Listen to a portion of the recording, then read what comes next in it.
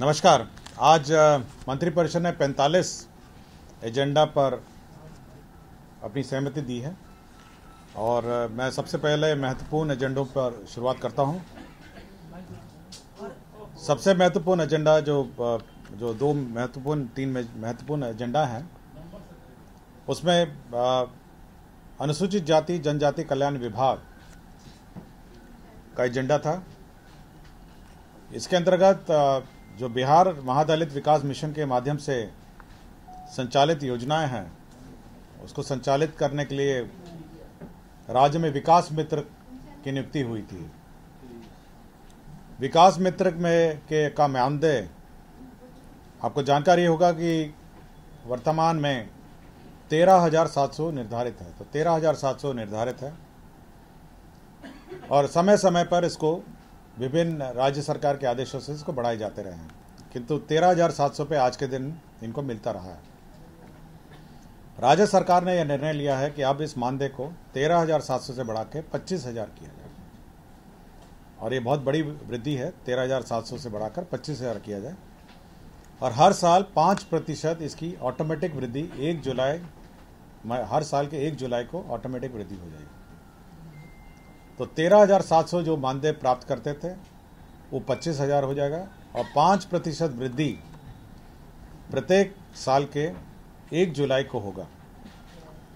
यह जो परिवर्तित जो प्रस्ताव है, जो परिवर्तित जो इनको ये जो मानदेय देय होगा, ये 1 सितंबर 2023 होगा। तो इस महीने की जो पहली तारीख है उससे देय होगा और तत्काल ये लागू हो गया है।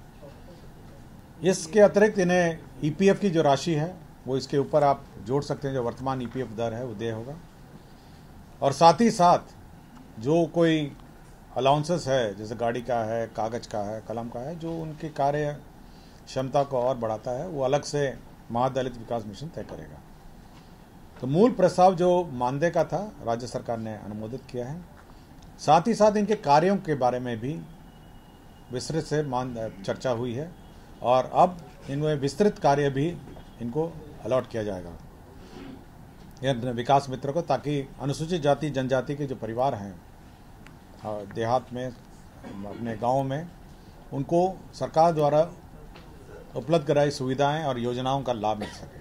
तो यह एक महत्वपूर्ण निर्णय था जो हुआ। इसमें कुल विकास मित्र जो हैं 9,825 लोग हैं।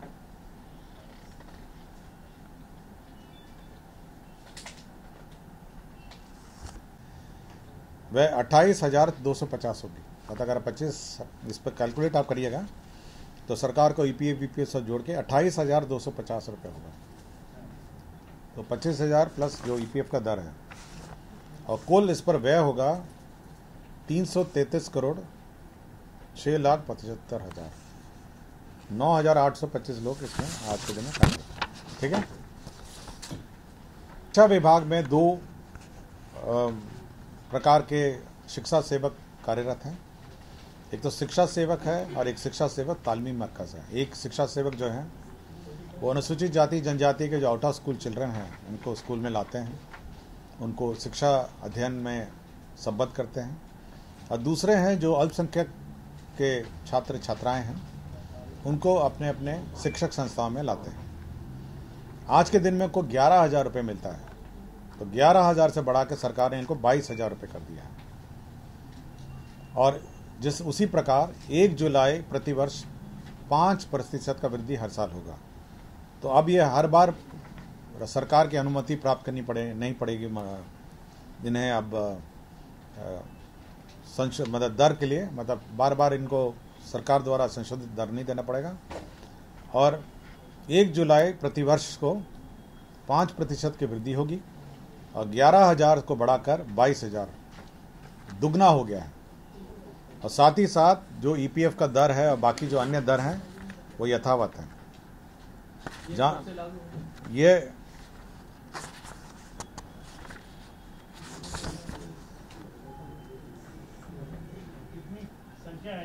इनकी संख्या मैं बता देता हूँ आपको।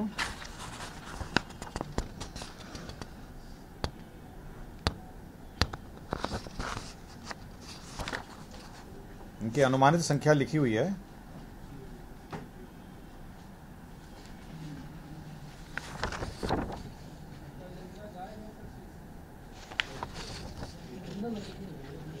बीस 10,000 महादलित टोलों में कार्यरत हैं और 10,000 तालीमी मरकज़ों में कार्यरत हैं। तो मोटा मोटी 30,000 के आसपास है, थोड़ा मोड़ा कम है, मतलब 1900 समथिंग कुछ होगा और ये 9,000 समथिंग कुछ होगा। तो 20,000 महादलित टोलों में हैं और 10,000, तो कुल मिला के 30,000 लोग हैं ये। और इसी पर अनुमान किया है कि और इसी पर कैलकुलेशन भी किया गया। तो ये दो महत्वपूर्ण वर्ग हैं, जो एक तो है विकास मित्र का, जिसका मानदेय का निर्धारण किया गया है, और दूसरा तालीमी मरकज़ और जो शिक्षा सेवक हैं, जो अनुसूचित जाति जनजाति को शिक्षा में आउट ऑफ स्कूल चिल्ड्रन को लाते हैं।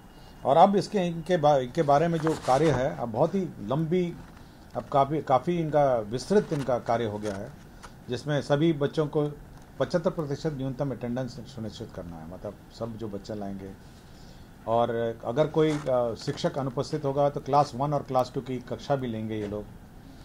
मध्यमान भोजन कैसे संचालित है उसकी समीक्षा करेंगे, और जो ब्लॉक रिसोर्सेज केंद्र हैं और वीसी के माध्यम से ये अपनी हाजिरी भी लगाएंगे ताकि इनका हाजिरी हो सके।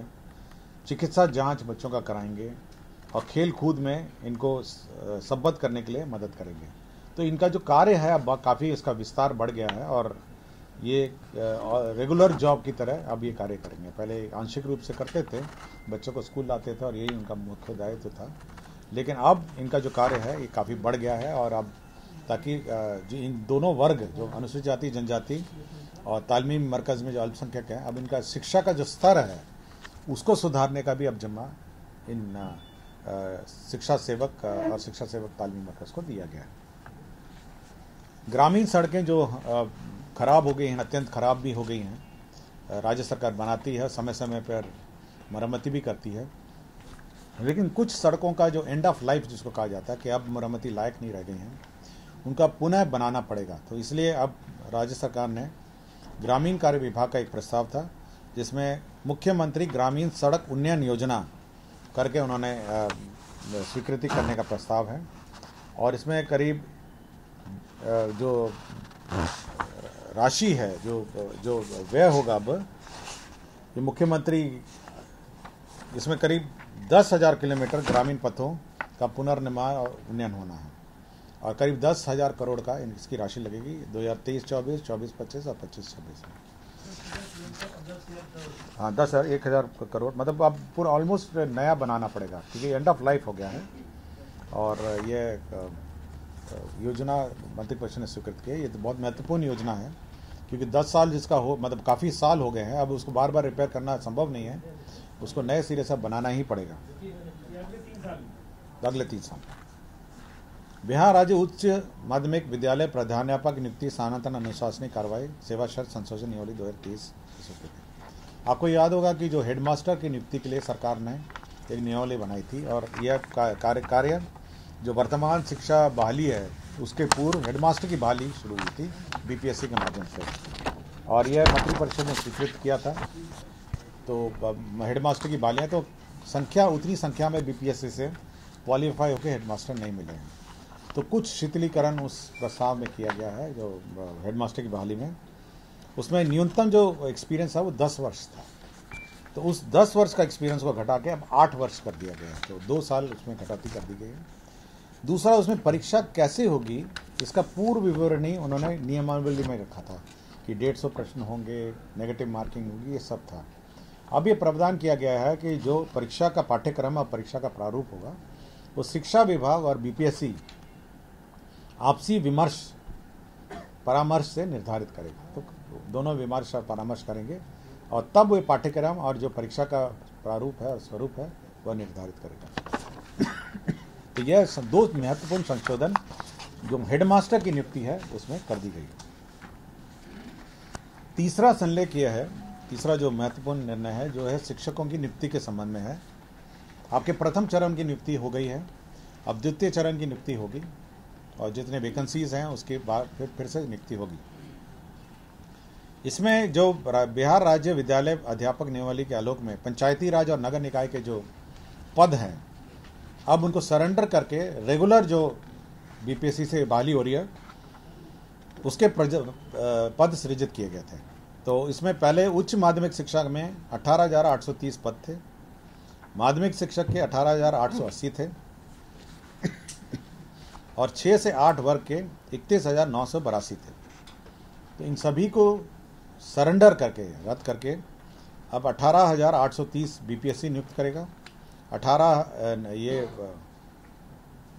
11 से 12 कक्ष में, 9 से 10 कक्ष में 18,880 और 6 से 8 में 31,982। आप टोटल कर लीजिए, मैं फिर से पढ़ देता हूँ।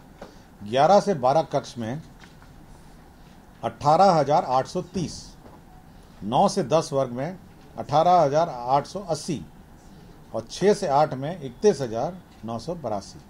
तो कुल कितनी नियुक्ति होगी इन तीनों का आंकड़ों का अगर आप टोटल करेंगे तो निकल आएगा।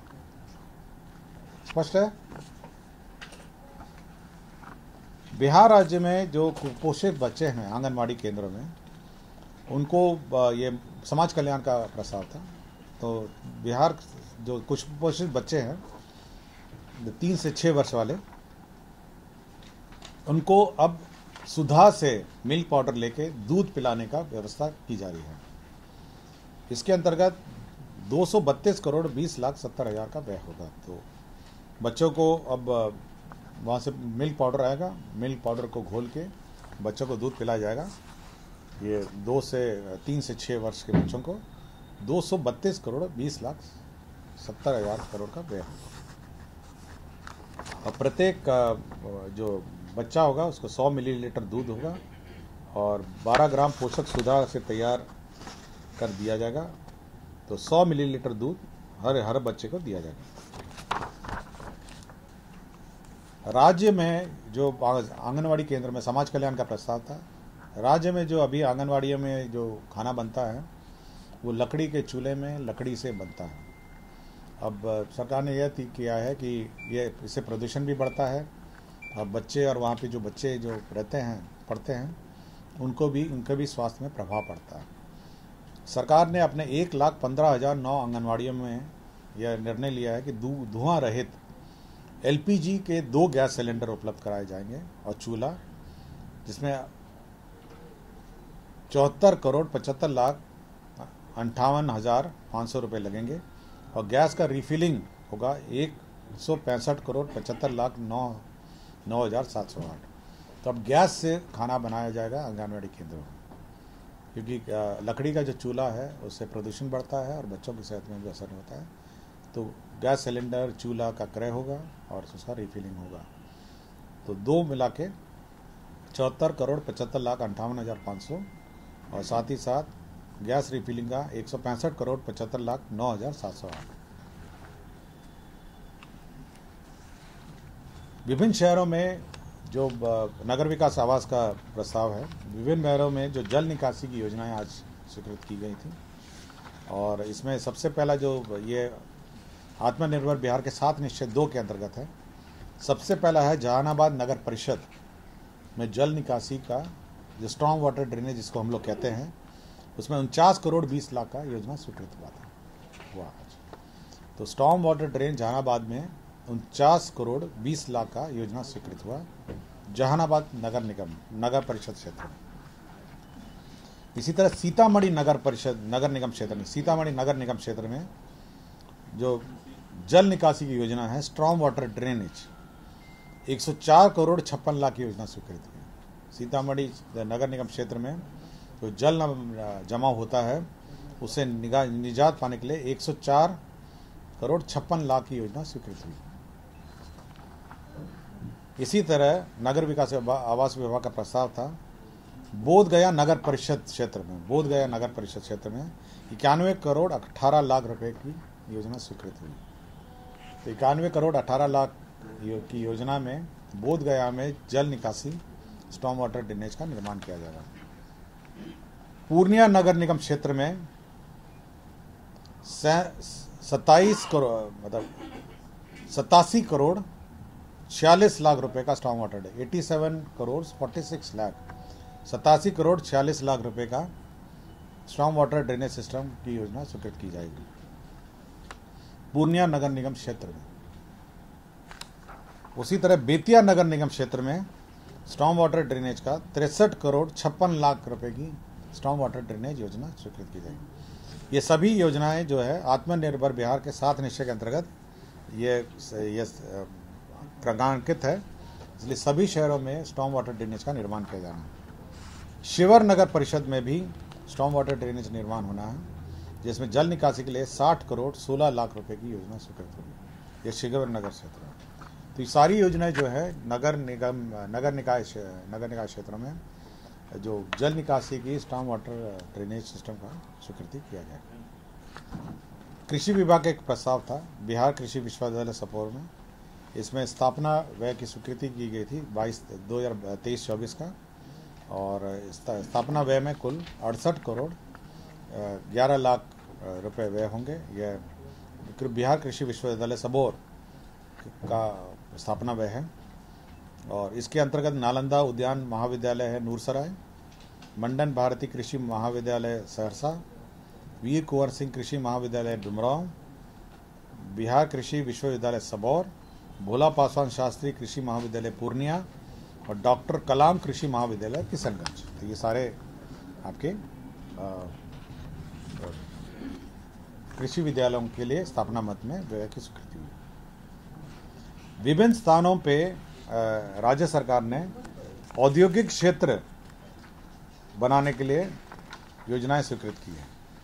तो सबसे पहले खगड़िया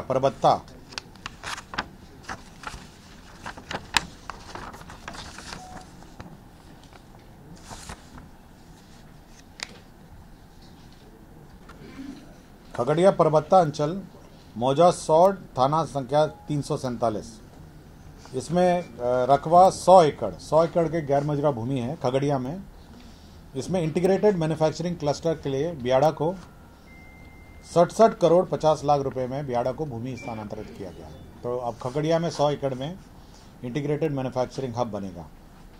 इसी तरह मानपुर गया, आपको याद होगा मानपुर गया में बुनकर जो हमारे इसको अब बुनकरों का बड़ी तादाद में बुनकर है मानपुर गया में, ये उनके लिए ज़मीन उनके मैन्युफैक्चरिंग क्लस्टर के लिए गया जिला अंतर्गत मानपुर अंचल मौजा शादीपुर थाना संख्या 246 खाता संख्या 338 करीब 23 एकड़ अनाबाद बिहार सरकार को 6 करोड़ 21 लाख रुपए भुगतान पर बियाड़ा को हस्तांतरित किया गया, ताकि मानपुर में इंटीग्रेटेड टेक्सटाइल क्लस्टर बनाया जा सके। तो गया में मानपुर में एक इंटीग्रेटेड टेक्सटाइल क्लस्टर बनाया जाएगा, इसके लिए ज़मीन स्थानांतरित की गई है। साथ ही साथ मधेपुरा में करीब 146 एकड़ अनाबाद बिहार सरकार की 28 करोड़ 25 लाख 10 हज़ार रुपये में बियाड़ा को उद्योग के लिए स्थानांतरित ज़मीन किया गया। तो ये 3 औद्योगिक क्षेत्र हैं जहाँ पे ज़मीन स्थानांतरित किया गया। पटना जिला अंतर्गत पटना सदर अंचल में मौजा दुजरा में यह मेट्रो के लिए जो लास्ट स्टेशन है उसकी ज़मीन के लिए ये करीब 10.69 डेसिमल ज़मीन है, 10 एकड़ 69 डेसिमल। तो 10 करोड़ 38,912 रुपये में कुल 38,93,000 रुपये में भुगतान पर Patna metro rail corporation limited के लिए नगर विकास आवास को भूमि का स्थानांतरण किया गया।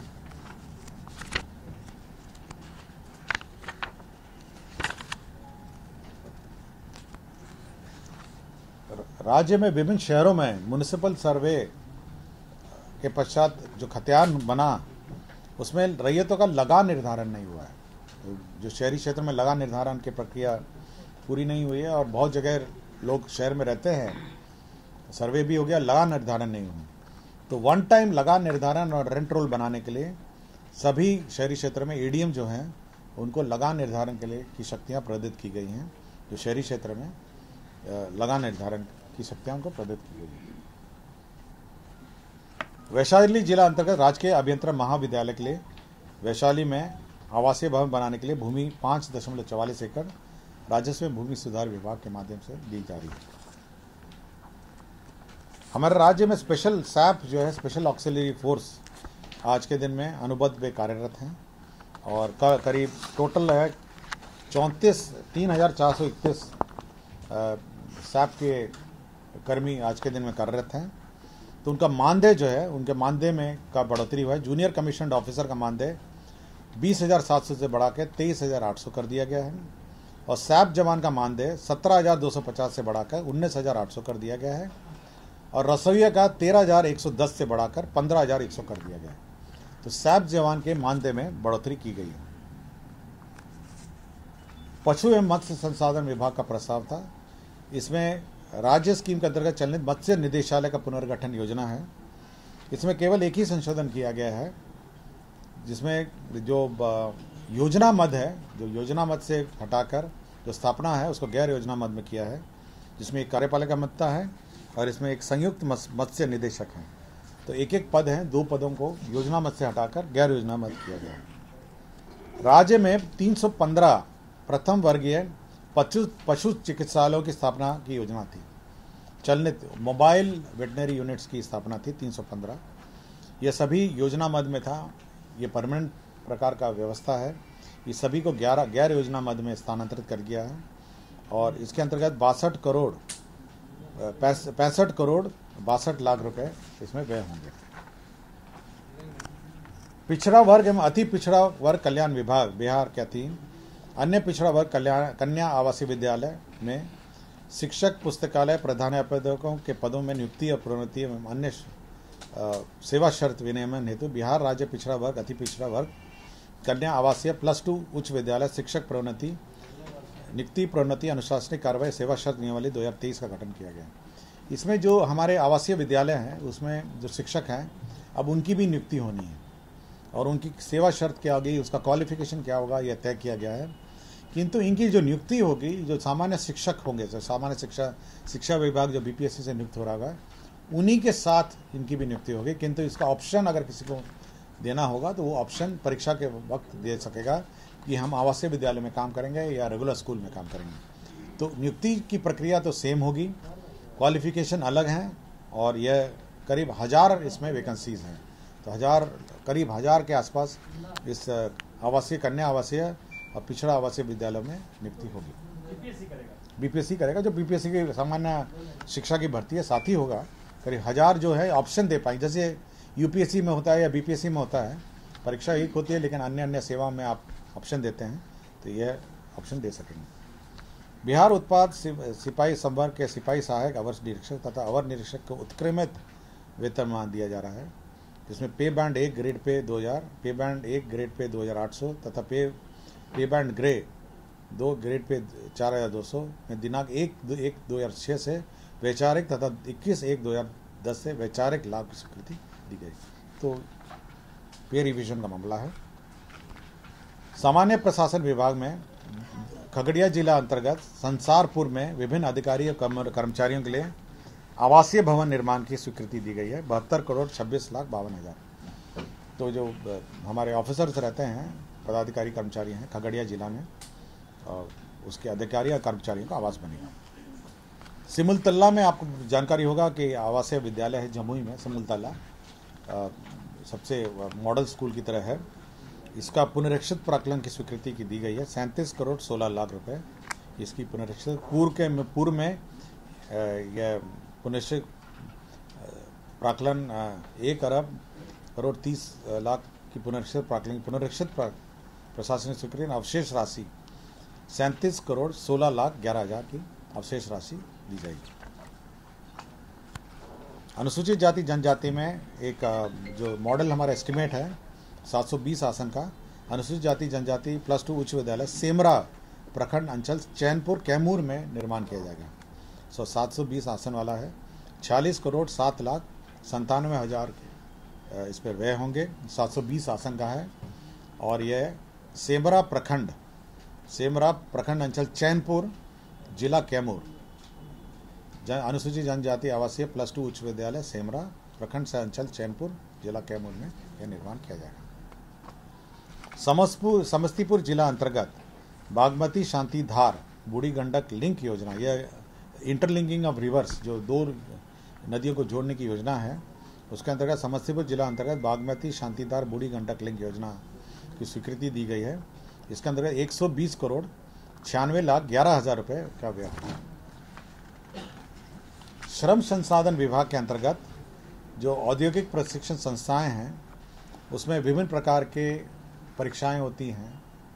तो व्यावसायिक परीक्षा, राज्य व्यावसायिक परीक्षा, मूल्यांकन, प्रश्न पत्रों का चयन, मॉडर्नाइजेशन और कर्मचारियों के जो रेट्स हैं, जो उनके ऑनरेरियम दिए जाते हैं कि परीक्षा क्या रेट होगा, केंद्र अधीक्षक का क्या होगा, इन्विजिलेटर का क्या होगा, वीक्षक का क्या होगा, जो पेपर सेटिंग करते हैं उनका क्या होगा, उनका मानदेय का रेट फिक्स किया गया। यह है श्रम संसाधन विभाग में ITI के जो परीक्षा लेते हैं और परीक्षा की व्यवस्था में लोग रहते हैं उनका मानदेय निर्धारित किया गया। सूचना एवं जनसंपर्क विभाग में छायाकार भर्ती प्रोन्नति एवं सेवा शर्त नियमावली है 2014 है। अब इसका संशोधन नियमावली 2023 की स्वीकृति दी गई है। तो सूचना एवं जनसंपर्क विभाग में अब छायाकार की भी भर्ती अब होगी। और अब ये जो परीक्षा पहले अब ये तकनीकी सेवा आयोग से ये होगा। पहले बिहार राज्य कर्मचारी चयन आयोग के स्थान पर बिहार तकनीकी सेवा आयोग से अब ये परीक्षा होगी। इंदिरा गांधी आयुर्वेदिक संस्था है, IGIMS पटना है। इसमें अंग प्रतिरक्षण जो ऑर्गन ट्रांसप्लांट है और टिश्यू ट्रांसप्लांट है उसके लिए 4 पदों की स्वीकृति दी गई है। यह संस्था करती है और उसके जो संस्था है state organ and tissue transplant organisation SOTO, उसके लिए 4 पदों की स्वीकृति दी गई है। राज्य के अधीन जो न्यायालय हैं उसमें 85 चालकों का स्वीकृति देगा। जो न्यायालय हैं हमारे राज्य में कोर्ट हैं, तो 85 पदों का सृजन किया गया। ये बिहार राज्य में समूह ग जो कार्यालय प्रचारी का समूह है, यह सभी कार्यालयों में है। जो सबसे अंतिम लास्ट जो समूह ग के कर्मचारी हैं जिनको हम कार्यालय प्रचारी कहते हैं, और अन्य जो ग्रुप D है, तो इसमें विभिन्न कार्यालय में विभिन्न प्रकार की नियमावली हैं और विभिन्न नियुक्ति प्रक्रिया है। तो राज्य सरकार ने सबको एकत्रित करके एक अब परीक्षा होगी और एक परीक्षा के माध्यम से सभी ग्रुप D के कर्मचारी अब ये नियुक्त होंगे। तो सारे जितने हैं आपके स्थानिक आयुक्त है, रेजिडेंट कमिश्नर के ऑफिस है, विभिन्न कार्यालयों में अलग अलग नियमावली है, तो सभी नियमावली को अब एक कर दिया गया है और एक ही नियमावली के तहत अब ये नियुक्ति है। कृषि सेवा कोटि 9 सांख्यिकी भर्ती प्रोन्नति सेवा शर्त नियमावली है।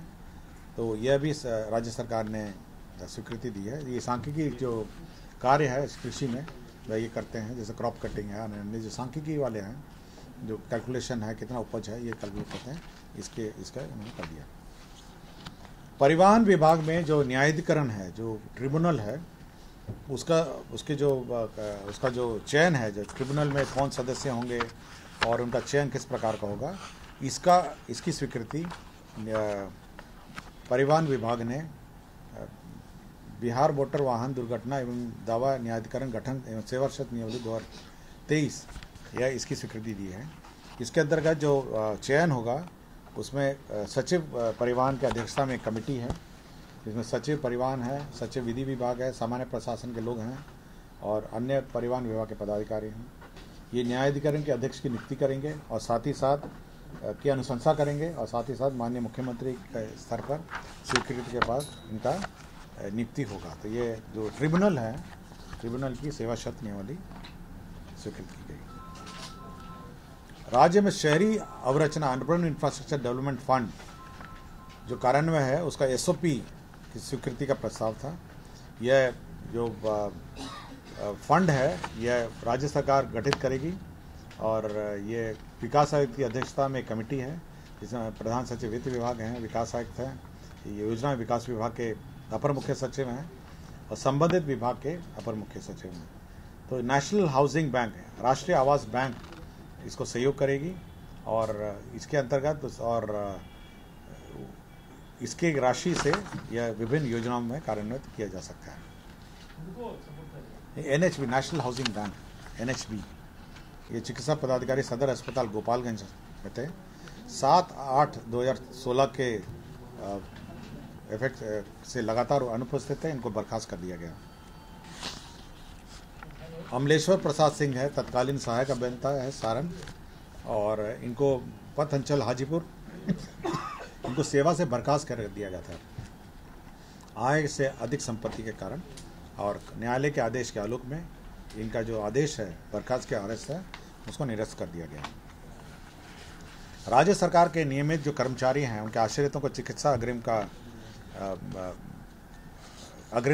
के अधिसीमा की स्वीकृति की शक्तियों में अब संशोधन किया गया है। ये पहले 5 लाख तक सीमित था, अब 8 लाख तक प्रशासनिक विभाग के अपर मुख्य सचिव और प्रधान सचिव कर पाएंगे, और 8 लाख से ऊपर वित्त विभाग के परामर्श से किया जाएगा। और 80 चिकित्सा संस्थाओं से प्राप्त एस्टीमेट के आधार पर प्राकृतिक राशि का 80% स्वीकृत किया जाएगा, और स्वीकृत अग्रिम के रूप में सीजीएच दर पर निर्धारित समय सीमा के अंतर्गत 6 माह के अंदर इसका समायोजन हो जाना चाहिए। मतलब इसका तात्पर्य है कि 8 लाख आपको चिकित्सा राशि तक विभाग सक्षम करेगा, 80% एस्टीमेट का आपको अग्रिम दे होगा, और आपको 6 महीने तक उसका एडजस्टमेंट होगा। तो राज्य में जितने भी चिकित्सा कर्मी हैं उनको यह और उनके आश्रितों को जो चिकित्सा अनुदान है वो मिल पाएगा। बिहार राज्य में आपदा रिस्पांस फोर्स में का मुख्यालय बीटा में बन रहा है और इसका भवन बन रहा है, और इसी वर्ष इसको पूर्ण होना है। उसके लिए 100 करोड़ बिहार आकस्मिकता निधि से अग्रिम के रूप में प्राप्त किया जा रहा है। बिहार पुलिस भवन निर्माण निगम जो निगम है गृह विभाग का, पुलिस का भवन बनाता है, उसमें 16 पद जो हैं उसमें पदों का सरेंडर हुआ है और नए पदों का सृजन हुआ है। इसमें 17 पद हैं जो प्रत्यार्पण हुए हैं और 10 पदों का सृजन हुआ है, जिसमें वित्तीय सलाहकार हैं, मुख्य लेखा पदाधिकारी हैं और 8 प्रारूपक हैं। तो यह महत्वपूर्ण एजेंडा थे। इसके अतिरिक्त जो एजेंडा है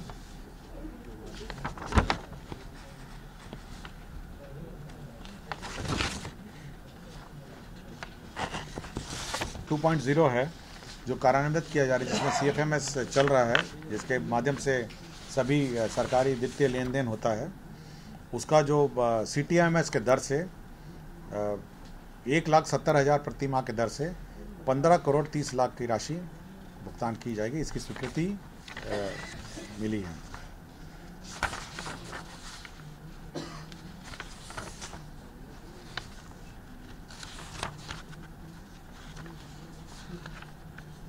मंत्रिमंडल सचिवालय का था, ये बहुत महत्वपूर्ण एजेंडा है मंत्रिमंडल सचिवालय का।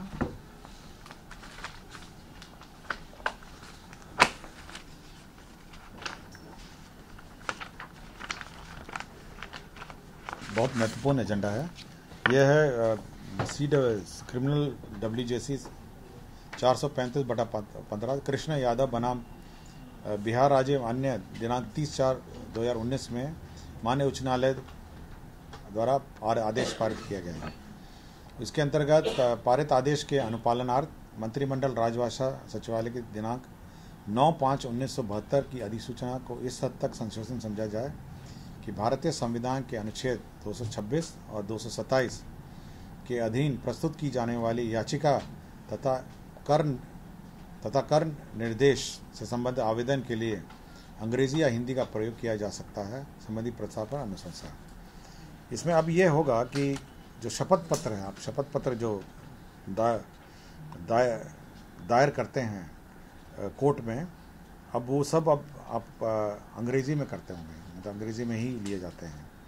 अब ये प्रावधान इस संशोधन के बाद ये हुआ है कि अब यह जो शपथ पत्र है अब यह हिंदी में भी दायर किया जा सकता है। अब हिंदी में आप दायर कर सकते हैं, और यदि माननीय उच्च न्यायालय कोई खास मामले में चाहे तो अंग्रेजी का प्रारूप मांग सकता है, लेकिन अब यह हिंदी में भी शपथ पत्र आप माननीय उच्च न्यायालय में दायर कर सकते हैं। हाँ, आम आदमी अब आप हिंदी में दायर कर सकते हैं। पहले अंग्रेजी में आपको दायर करना पड़ता था पूरा एफिडेविट जो है। अब अंग्रेजी में पहले ये नियम था कि पहले आपको हिंदी में दायर कर सकते हैं, लेकिन अंग्रेजी अनुवाद उसको करके दोनों दायर करना था। अब ये है कि आप केवल हिंदी में दायर कर सकते हैं, और यदि माननीय उच्च न्यायालय हिंदी के कागजात का अंग्रेजी अनुवाद कराने का आदेश दे सकेगा। अगर वो चाहेगा तो अंग्रेजी का अनुवाद करा के आपसे मांग सकता है। तो यही एक महत्वपूर्ण एजेंडा है। में उनका मूल काम ये था कि वो जितने आउट ऑफ स्कूल चिल्ड्रन हैं, जो बच्चे पढ़ते नहीं हैं, ड्रॉप आउट है, स्कूल आते थे लेकिन नहीं आना बंद कर दिया है, तो उनको स्कूल लाने का था, तो स्कूल आने का था। तो अब ये है कि उनका अब दायरा बढ़ा दिया गया। अब वो उनकी पढ़ाई पर मॉनिटरिंग करेंगे, देखेंगे कि सच्ची में पढ़ रहे हैं, फिर से एक बार स्कूल लाए फिर चले नहीं गए और सही से पढ़ रहे हैं, साथ ही साथ उनको मिड डे मील मिल रहा है, उनकी चिकित्सा के बारे में भी ख्याल करेंगे, साथ ही साथ उनके खेल कूद जो व्यवस्था है उसके देखेंगे। और यदि टीचर एब्सेंट होगा, मतलब सपोज एक और 2 क्लास का टीचर एब्सेंट हो गया किसी कारण से, तो वो पढ़ाएंगे 1 और 2, मतलब जो बेसिक, हाँ 1 और 2, क्लास 1 और क्लास 2 की बात कर रहा हूँ मैं, ऊपर वाली क्लास। हाँ क्वालिफिकेशन तो सेम था, मैं आई थिंक 12th ही था, शायद इंटर ही था।